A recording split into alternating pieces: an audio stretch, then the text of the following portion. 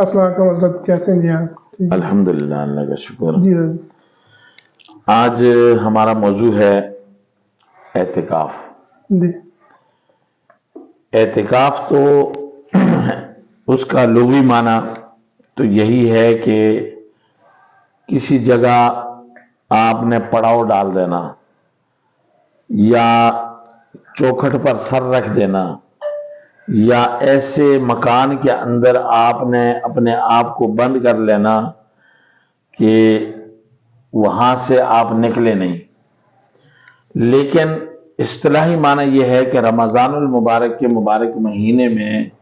اس کے آخری عشرے کے اندر مسجد کے اندر اعتکاف کرنا، بیٹھنا مسجد میں، یہ سنت موقدہ ہے اور اس کو اعتکاف کہتے ہیں۔ اعتکاف بعض اوقات انسان کے لیے واجب ہو جاتا ہے، بعض اوقات فرض ہوتا ہے، بعض اوقات مستحب ہوتا ہے اور بعض اوقات سنت موقدہ ہوتا ہے۔ رمضان کا یہ اعتکاف جو اخیر عشرہ کا اعتکاف ہے، یہ سنت موقدہ ہے اور یہ اعتکاف مسجد کے اندر آ کر بیٹھ جانا اور مسجد کی حدود کے اندر رہتے ہوئے اعتکاف کی نیت سے کھانا پینا، سونا، اٹھنا بیٹھنا، جاگنا سب اس کے لیے جائز ہو جاتا ہے۔ ویسے مسجد کے اندر سونا اور کھانا پینا اچھی بات نہیں ہے، جائز نہیں ہے۔ تو اعتکاف کی نیت سے جو آدمی مسجد کے اندر داخل ہو جائے تو پھر اس کے لیے کھانا پینا اور سونا بھی جائز ہو جاتا ہے۔ اسی طرح اعتکاف کا مطلب یہ ہے کہ اللہ رب العزت کی چوکھٹ پر اس کا بندہ سر رکھ دیتا ہے کہ اے اللہ، میں تجھے منا کر ہی چھوڑوں گا اور میں تجھے راضی کرنے ہی کی کوشش کروں گا اور تیری چوکھٹ سے سر نہیں ہٹاؤں گا جب تک کہ تو مجھ سے راضی نہ ہو جائے۔ تو یہ اعتکاف کا اصل مقصد بھی یہی ہے کہ بندہ اعتکاف کے اندر اللہ رب العزت کی رضامندی، اس کی رضا جوئی کے لیے، اس کی خوشنودی کے لیے اعمال کو اختیار کرے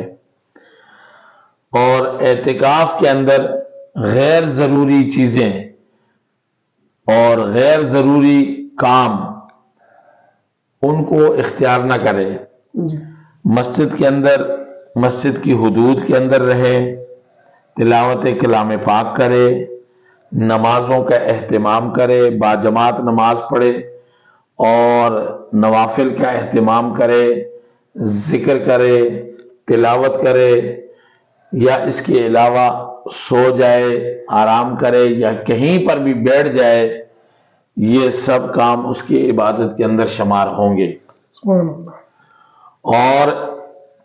یہ اعتکاف جو سنت موقدہ اعتکاف ہے، رمضان کے اخیر عشرہ کے اندر 21ویں شب سے 29ویں شب تک یہ اعتکاف بھی اس لیے ہوتا تھا کہ رمضان المبارک کے مبارک مہینے میں جو ایک رات ہے لیلۃ القدر، وہ لیلۃ القدر کے حصول کے لیے کہ یہ رات ہمیں مل جائے اور اس کے اندر ہم عبادت کرنے والے ہو جائیں اور اللہ ہماری بخشش کر دے۔ جو رات 1000 مہینوں سے بہتر ہے، اس رات کی عبادت نصیب ہو جائے، اس رات کے اندر ذکر و اذکار نصیب ہو جائیں، اس رات کے اندر جو ہے نا اللہ اللہ کرنا نصیب ہو جائے اور اس رات کے اندر انسان مسجد کے اندر ہو، ذکر اذکار کے اندر ہو، تلاوت کے اندر ہو، پاکیزگی کے اندر ہو، طہارت کے اندر ہو، تو یہ انسان کے لیے باعث اجر اور ثواب ہے۔ اس لیے اعتکاف کرنے والوں کو چاہیے کہ وہ اعتکاف اس نیت سے کریں کہ ایک تو ہمارا رب ہم سے راضی ہو جائے، دوسرا لیلۃ القدر ہمیں مل جائے اور اس کی تلاش میں روزانہ رات کو صرف سونا، اگر عبادت ہے تو صرف سونا ہی نہیں ہے بلکہ اعتکاف کے اندر جو ہے نا راتوں کو عبادت کرنا، نوافل پڑھنا، ذکر و اذکار کرنا، تلاوت کرنا اور راتوں کو جاگ کر شب قدر کو حاصل کرنا، یہ اصل ہے، اصل کام یہ ہے۔ تو اس کے لیے اعتکاف لوگ مسلمان جو ہے وہ اعتکاف میں بیٹھتے ہیں۔ رسول اللہ صلی اللہ علیہ وسلم نے ایک مرتبہ رمضان کے اول عشرے کا اعتکاف فرمایا، پھر آپ نے اس کے دوسرے عشرے کا بھی اعتکاف کر لیا، یہاں تک کہ پھر تیسرا عشرہ آیا تو آپ نے اس کا بھی اعتکاف کیا۔ تو آپ نے فرمایا کہ میں نے پہلے عشرے کا اعتکاف اس لیے کیا کہ لیلۃ القدر کی تلاش میں، تو دوسرے عشرے کا بھی اعتکاف میں نے اس لیے کیا کہ لیلۃ القدر کی تلاش میں۔ تو پھر کسی بتانے والے نے مجھے بتایا کہ لیلۃ القدر تو رمضان کے اخیر عشرے کے اندر ہے، تو میں نے اخیر عشرے کا بھی اعتکاف کر لیا، لہٰذا مسلمانوں کو چاہیے کہ رمضان کے اخیر عشرے کا اعتکاف کریں۔ تو اللہ جل شانہ مجھے آپ سب کو رمضان کے اندر اعتکاف کی نیت سے اعتکاف کرنے اور اللہ کو راضی کرنے کی توفیق نصیب فرمائے۔ وآخر دعوانا ان الحمدللہ۔